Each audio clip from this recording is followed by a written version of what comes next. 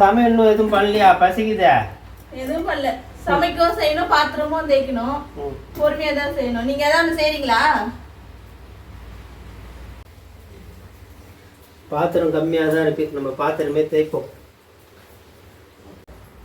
பரவாயில்ல, நான் பாத்திரம் தேய்ச்சிக்கிறேன், நீ சமையல் பண்ணு. சரி, நான் சமையல் பண்றேன், நீங்க சாமானே தேய்ங்க.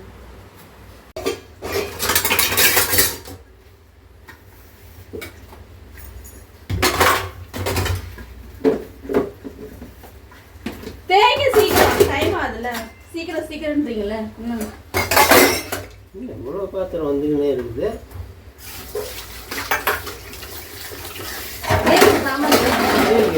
சிங்கே ரொம்பிடும் போலுக்கு.